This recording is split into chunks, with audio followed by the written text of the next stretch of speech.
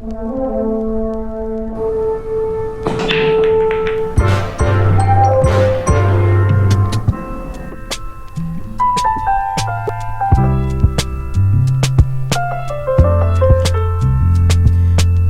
guys, this is Tattoo Tony, and today we're going to explore an abandoned theme park that was under construction. And there's some pretty crazy details surrounding it. This will be in two parts. The second part's going to be really great. Anyways, Cementland is an incomplete art exhibit slash amusement type park. It was going to be built and was being built on a former cement factory just north of St. Louis, Missouri. It was the brainchild of a sculptor named Bob Cassilly. I ask you why you have a coat on.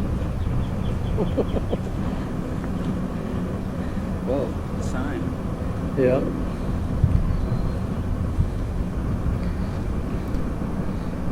He also created Can't fucking read it. the St. Louis City Museum. No, Reserve Bank of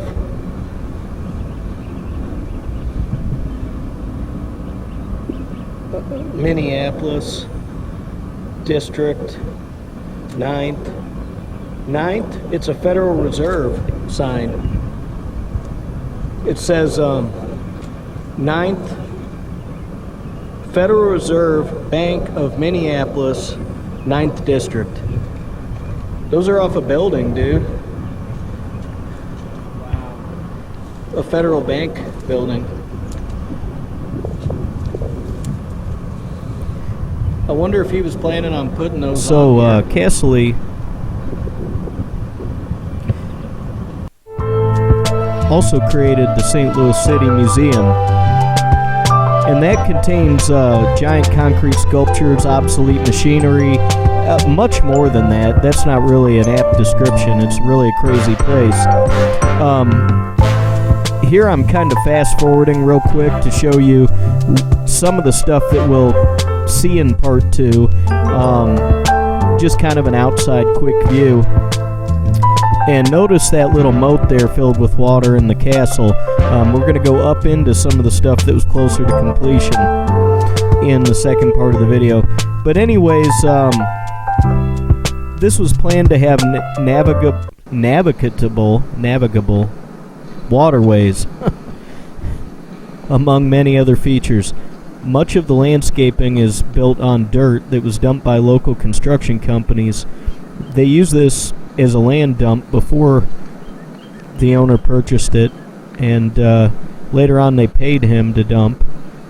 He was funding the construction of Cementland himself. I'm pretty sure that. Well, I'll tell you in a second. Hold on. The free material and income from the dumping helps underwrite Hold on. what he said would be 1 second. an otherwise unaffordable project.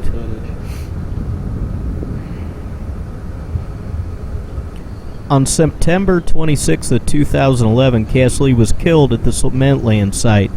Initially, they thought that he died when a bulldozer he was driving flipped down a hill. However, in 2016, a medical expert, Dr. Arthur Combs, concluded that Cassilly had been beaten to death and that the bulldozer accident was staged. His family said they had hopes to continue construction on the project, but after a fire in 2014, it seemed unlikely that this would happen. The site is currently closed, and it's also closed to the public.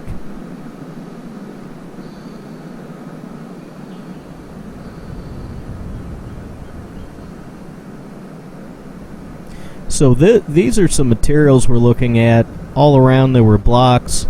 In one of these buildings coming up, you'll see poles, lamp posts, parts of facade from the outside of other buildings. You saw there was some stuff from a federal bank. You really should look up the St. Louis City Museum. I think I did a short video there a long time ago on my channel, but it wasn't the greatest. So, maybe look up the St. Louis City Museum. It's really got some terrific stuff, and I could tell later on from what you'll see in the second video that this was going to look similar. But you can see all these building materials here. And tell you a little bit more about the article that has information. You can find it in the Riverfront Times. They said it was no bulldozer accident that killed artist and City Museum founder Bob Cassilly. It was a brutal beating, subsequently staged to look like an accident. That's the expert opinion of Dr. Arthur Combs, a longtime physician who examined newly obtained photos of Cassilly's death scene, as well as reports written at the time of his death in 2011 by the St. Louis Medical Examiner's Office. Combs surveyed the photos and reports at the request of the sculptor's widow and her attorney. In his report, Combs zeroes in on two key things: the nature and extent I think I picked the wrong way. of his wounds, I got both my hands full. So, and the absence of blood across this, but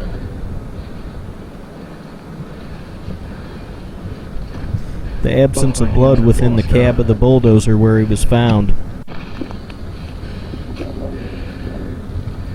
His death has been blamed on an apparent bulldozer rollover, but Combs' analysis focuses on the wounds to his body, which he concludes simply do not fit such a scenario.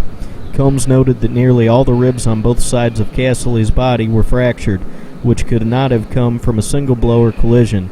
He notes defensive injuries on his hands and fingers, as Cassilly, 61, apparently tried to fight off his assailants, and the lacerations to his head were such that the object responsible would be obvious if it were inside the cab, yet no such item was apparent in any of the photos of the death scene.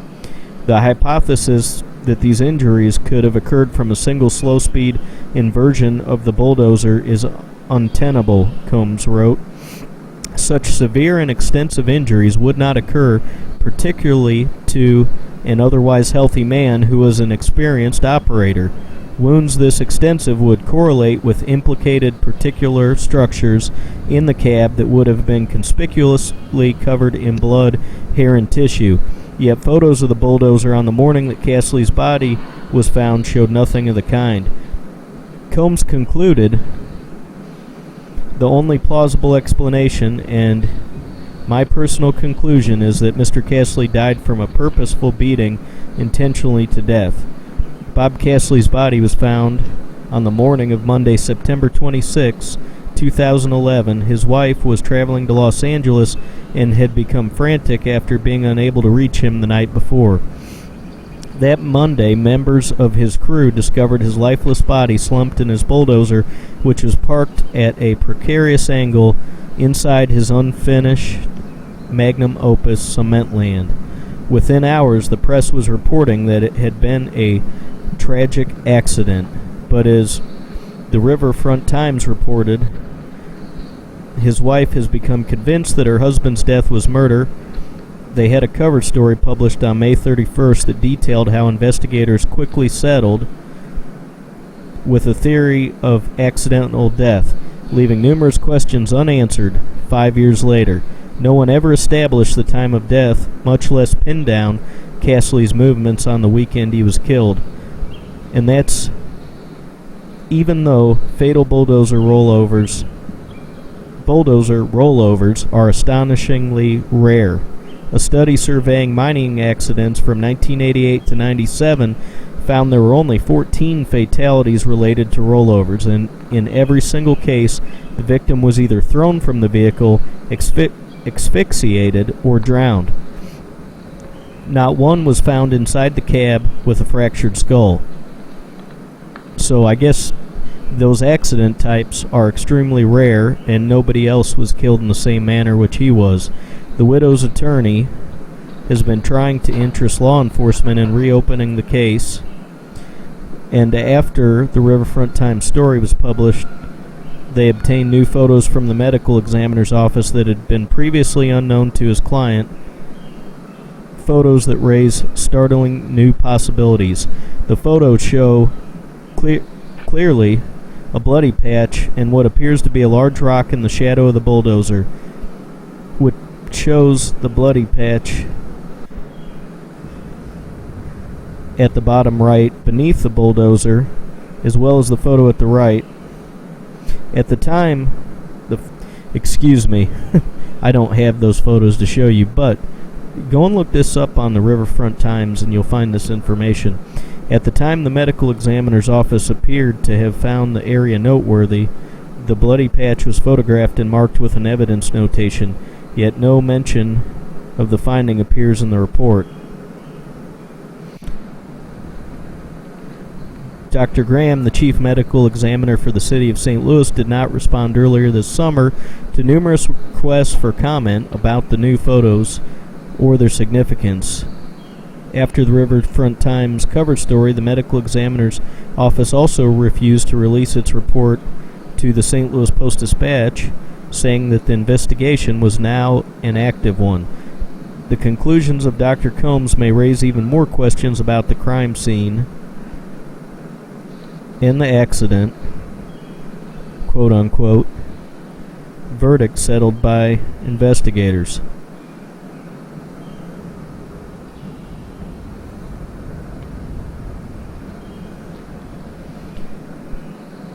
So in any case, I'm going to do some research and try to find out where this case is today.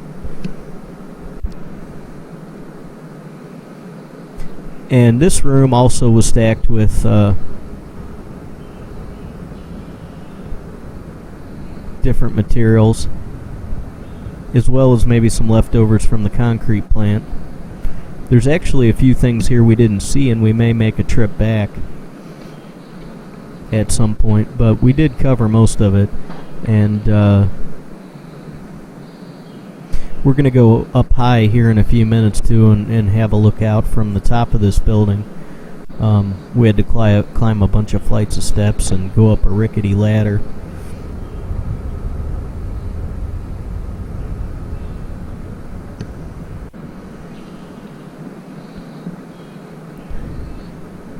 Like I said, the second part will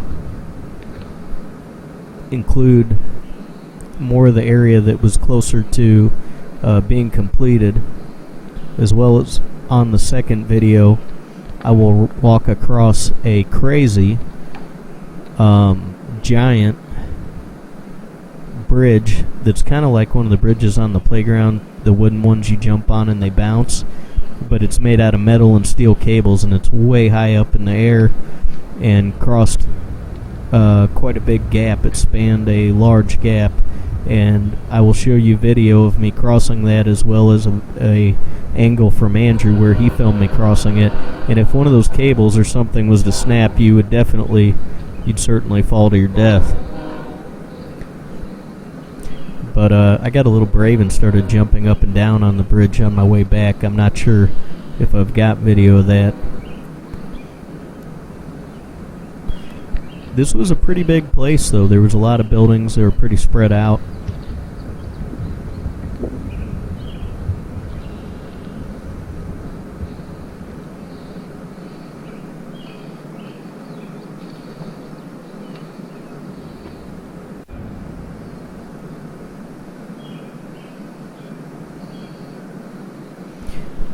The City Museum's got old planes. It has a bus that overhangs the edge of at least a 10-story building. It's like half off the building or more and cantilevered to the side. It's got all these crazy wrought iron staircases and things that go out in the air.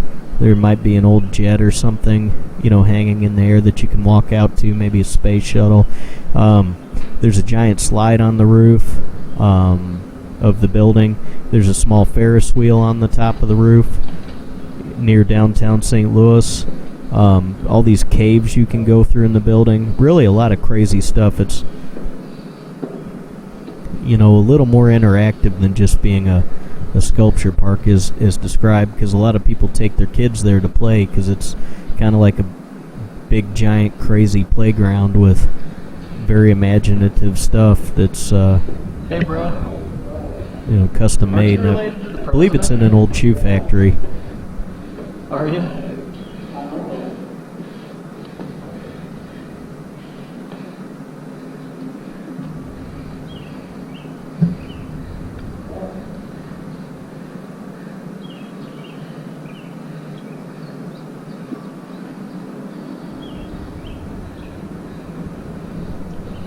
You can see some of the other buildings out this window that are on this complex.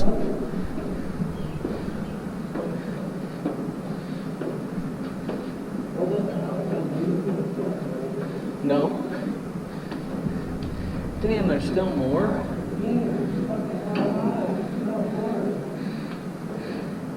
No way.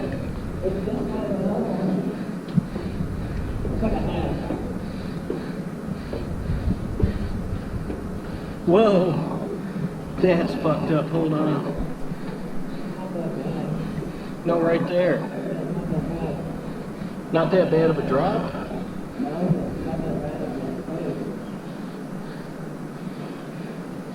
I know, just want to be careful though. Yeah, I guess.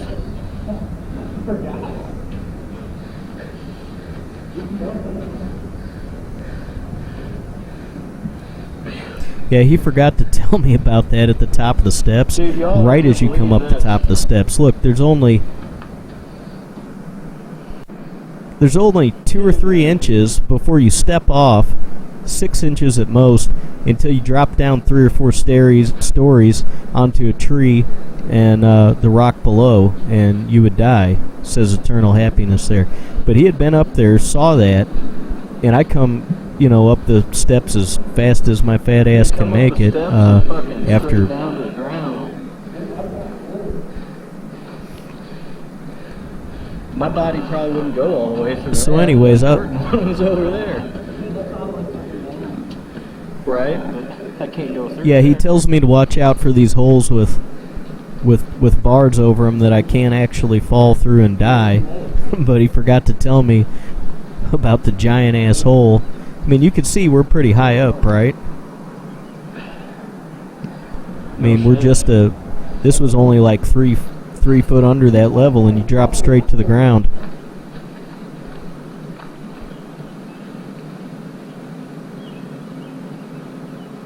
Do shit with this. Yeah, I'm gonna go up here and get down. You know what sucks? It's 11, and I gotta get my kids, so I may want to cruise on to the other buildings.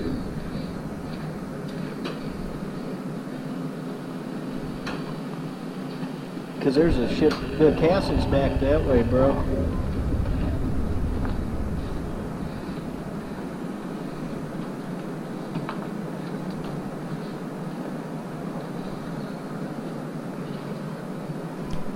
Those buildings off in the distance that you keep seeing when I look out the windows, we will go to most of those buildings in the second video.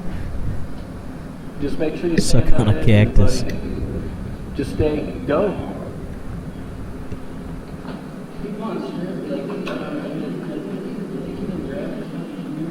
Look at that rickety ass ladder.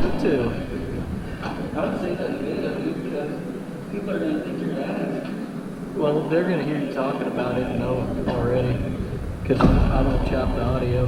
Where's your respirator, dude? Where's your respirator? Oh, okay. Where's yours? I mean, I'd come back, but you never know when they'll close that fence hole. Look, he was making stair steps up there. Wow. I wonder if he was building all this by himself. Look, there's like a piece of water pipe. What? Yeah.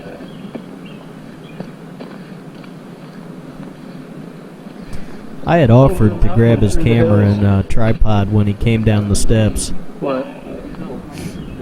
Yeah. Follow the yellow brick road. Hey, follow the yellow brick toad. Andrew, have you followed the yellow brick toad lately? Yeah, I know, that's on the kind of precursor, that's not even a fucking word. You ready for this? No way. Really? I don't believe you. I mean, I'm not afraid of them. I like seeing it different times. Yeah, I don't like touching them that much. I mean, you like the garter snake. Yeah, but what if you see a big one with patterns on it? You're supposed to be able to do it. What? Hello? Echo. Echo. Follow the black painted tube. Follow the black painted tube to the Wizard of Andrew. Echo. Woo! Please hit the like button. Hit the subscribe button. You know what? I'll show you what you're gonna get if you don't hit like. That's what you're gonna get. Echo. Hopefully you guys can hear this echo because it's dope. Who?